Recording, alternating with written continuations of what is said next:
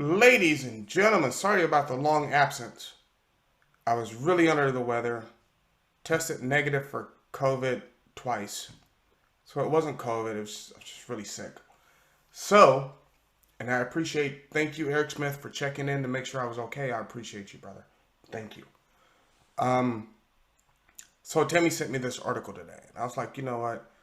I feel like crap. I look like crap. I'm still gonna do this video. She was like, no, Dan, don't do the video. You don't sound well. You're not focused. It's like, well, I'm just reading an article.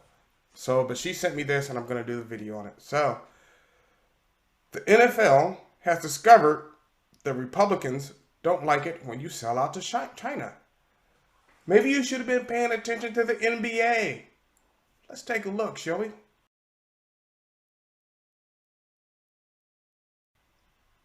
Ladies and gentlemen, this is from The Hill. Republicans losing interest in the NFL survey. Let's read this article. And this is by some guy's name I can't pronounce. I'm not even going to try. I'm not even too worried about it. It might be a woman. I don't even freaking know. But it's from The Hill. You have to pardon me, I'm sick. Registered Republicans have lost interest in NFL games according to a new Los Angeles Times /Survey Monkey poll. Well, no shit.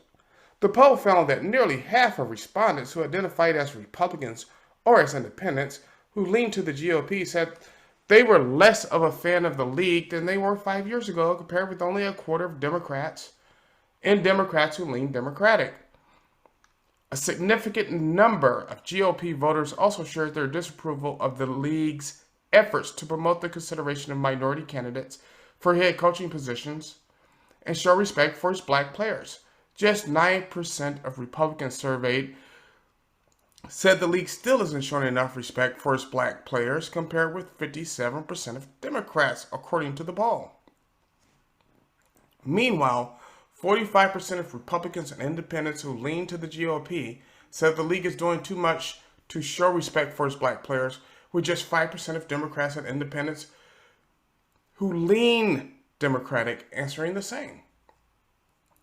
Most Republicans also responded negatively when asked about the NFL's Rooney Rule, which I'm going to talk about, which requires teams to interview minority candidates for head coaching positions and some other senior positions, with 52% of Republicans surveyed saying they disapproved of the policy, compared with 42% who said they approved. The poll also found disparities based on the race respondents identified with. That's poorly written. Though they were less marked than the partisan divides, a very poorly written such. According to the poll, 26% of white people surveyed said that the league is doing too much to show respect for its black players, compared with 7% of black respondents, 19% of Latino respondents, and 11% of Asian respondents. The new poll comes after former Miami Dolphins head coach Brian Flores, who is black, filed a lawsuit against the league and 3 teams: the Dolphins, the New York Giants, and the Denver Broncos, last week, alleging race discrimination and hiring practice. In the lawsuit, Flores accused the Giants of subjecting him to what he called a sham interview to pay lip service to the NFL's racial diversity guidelines. He claimed the teams have conducted such interviews to seem compliant with the Rooney Rule. The Giants have denied Flores' allegations. Amid the controversy surrounding Flores' lawsuit, the Houston Texans on Monday hired Lovie Smith, who is black, as their next head coach, a position for which Flores was a finalist. Meanwhile, the Dolphins on Sunday hired Mike McDaniel, who identifies as multiracial, as their next head coach. Flores has alleged that the Dolphins owner, Stephen Ross, him $100,000 for each game he intentionally lost.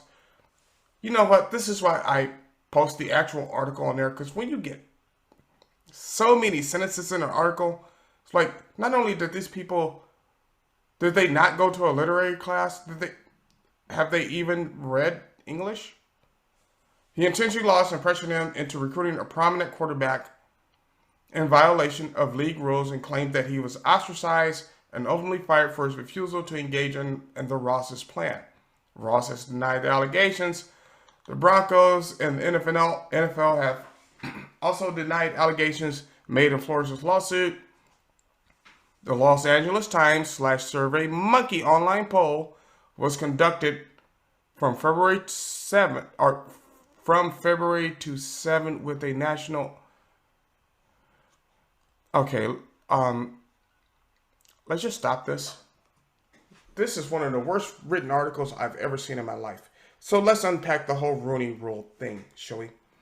Most coaches, most teams are going to hire from proven coaches.